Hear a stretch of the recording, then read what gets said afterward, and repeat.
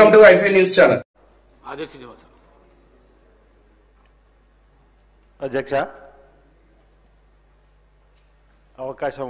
మాట్లాడే అవకాశం కల్పిస్తే మీకు ముందుగా ధన్యవాదాలు తెలియజేస్తూ, గౌరవ మంత్రివర్యులకు నేను ఒక విజ్ఞప్తి చేయదలుచుకున్న గురుకులాలకు సంబంధించినటువంటి అంశంలో ప్రభుత్వ పక్షాన గురుకుల్లో చదువుతున్నటువంటి విద్యార్థులకు డైట్ ఛార్జీలు పెంచడం కానీ, కాస్మెటిక్ ఛార్జీలు పెంచడం కానీ, నాణ్యమైన విద్యను అందించేటువంటి కార్యక్రమాలు ఏర్పాటు చేస్తున్నామని చెప్పి వారు చెప్పినందుకు మేము ధన్యవాదాలు తెలియజేస్తూ, ఇటీవల అనేక గురుకుల పాఠశాలలో, మోడల్ స్కూల్లో, కేజీబీలో తిరిగినప్పుడు చాలామంది విద్యార్థులు కూడా వేకోజామునే లేవడం వల్ల వేకోజామునే స్నానాలు చేయడం చన్నీళ్లతోని ఇబ్బంది అవుతుంది.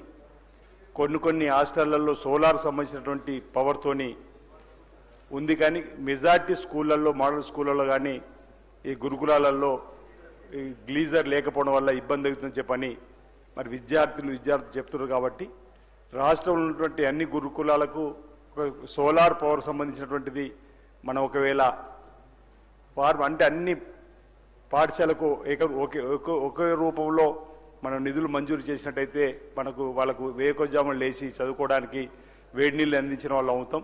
అది చాలామంది పిల్లల తల్లిదండ్రులు కూడా మేము వెళ్ళినప్పుడు అడుగుతూ ఉన్నారు. కాబట్టి ఆ కోణంలో ప్రభుత్వం ఆలోచన చేసి అన్ని గురుకులాలకు మరి సోలార్ పవర్స్ మంజూరు చేయాల్సిందిగా ఈ సందర్భంగా నేను కోరుతా ఉన్నాను అధ్యక్ష.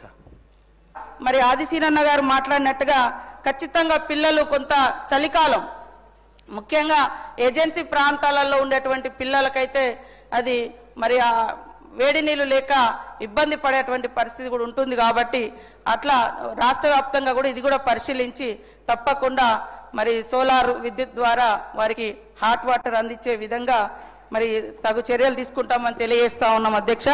ఒకవేళ కలెక్టర్లు